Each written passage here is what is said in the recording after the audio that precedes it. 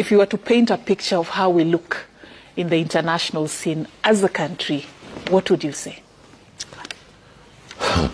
The great Friedrich Hegel said that the one thing that we learn from history is that we don't learn anything from history.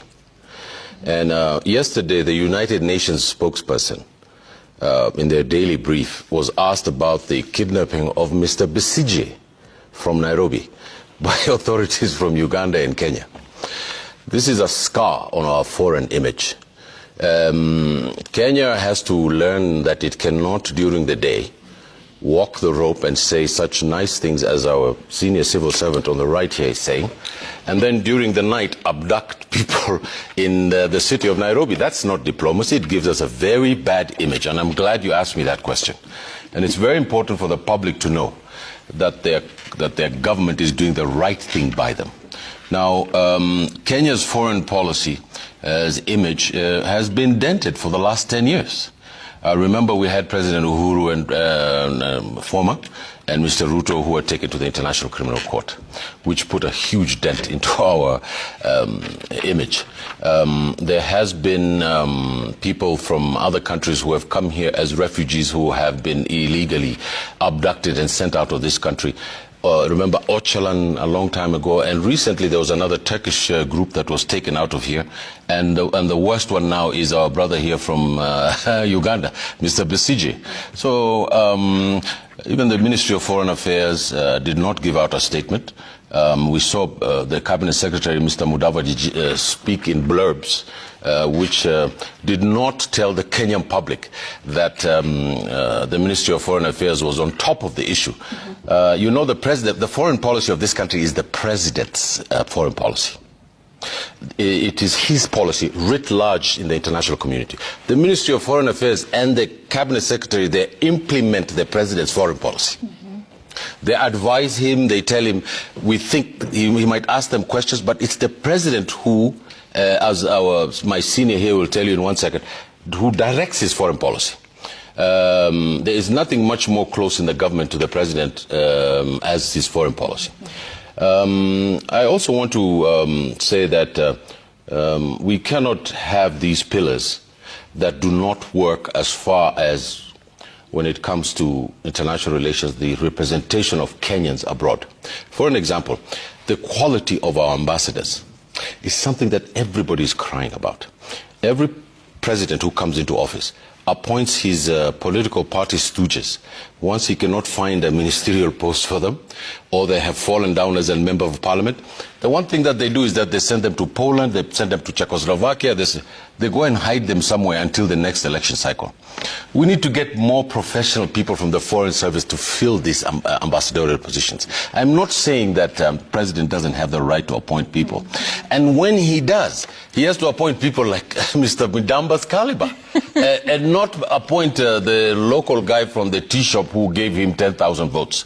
So I put it to you that no matter what pillar that our professionals are going to put, no matter how much they try to advise, it's the political leadership that is responsible for the foreign policy of this country. As far as I'm concerned, there's a black image that is out there today because of the last Mr. Besigye's abduction from Nairobi.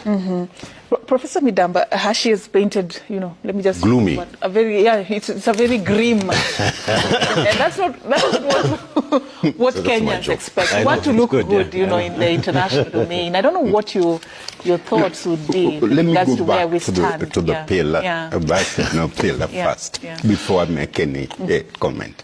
And I always, Hashi and I work very close together. Sometimes we differ on how we think, but you know, we really understand what foreign policy is about.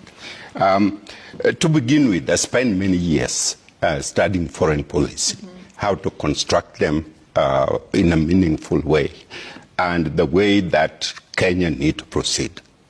I'm one of those people who are very strong on the pillar. In other words, you know, when you build this house, the pillars that build this house is what stand, and they stand for many years. So what the ambassador is talking about are the objectives Okay? The objective, can each president comes in and they set their sets objective. If you look at the U.S., there are about 4 or 5 pillars that govern the U.S. for over 200 years. And so this, from the beginning, President Kenyatta didn't have pillar. Moi did not have pillar. It was Uhuru and Amina Mohammed that first created a pillar. And, you know, so those pillars mean something. And each president will come and examine them and then either add to it or contract. Like what we are doing now with the transition from 2014 to what we unveiled? Yes, it is very important. So when I was looking at them, I look at really the most meaningful addition to the pillar is digital, what I would call digital global governance and multinational diplomacy. Those are the things that I look at more substantive addition to what the original pillar, 2014 pillars are all about. And so there is going to be a lot of question on what. I know there was a significant number of people who participated, but Kenyans and most Africans don't understand what the digital pillar. You know, most people are, if you tell Kenyans how many people can handle computer, you know, it's only a few, apart from the Gen Zs. And so you need to understand what is the implication of digital pillar. So we need to go this direction. We need to go this direction. We need to examine what advantage of digital pillar and what is disadvantage. Advantage is that the president can reach his constituency very quickly. But when you talk about foreign policy with regard to a nation state to nation state, then it becomes very dangerous. Because if we have dispute, like with Somali, we have dispute over water. You can't go out in public and announce everything how you feel. Or any other country. It's very difficult to do that. But it is important for the president, having made concrete decisions with regard to an issue, to inform the public. And therefore, that is a part where the president can talk publicly with regard to it. Diplomacy is very conservative, and for good reason, because there's a lot of secrecy involved. Now, we need to move away from the old secrecy into the digital area. All right, all right. Okay, well, so that is acceptable. Now, let me give you what is the challenge with this thing. It is secrecy versus transparency. Okay, that's question number one. It is state versus public review. It is trust versus chaos. All those got to be weighed very carefully as we inject that pillar. This pillar of this pillar of digital.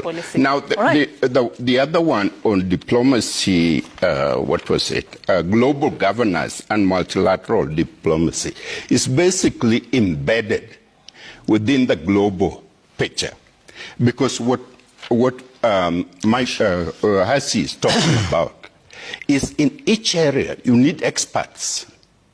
You need people that understand the issue.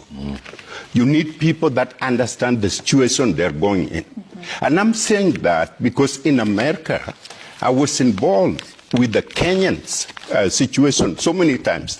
I was not a member of the diplomatic corps, but I host where there is education officer or people who are coming for trade who have absolutely no idea what's happening in Colorado. And I have to host those people in my house. And I have to go in front of the Chamber of Commerce and speak on behalf of the country and all that. And, you know, so we fought very hard to inject diaspora policy. And I tell you, I was one of the first people who drafted that policy during Moi era. The later part of Moi era. And Ambassador Mageto brought it to Kenya. Very excited. When he came, he said, no, they think we cannot control our secrecy, if we expose them. All right. But it is their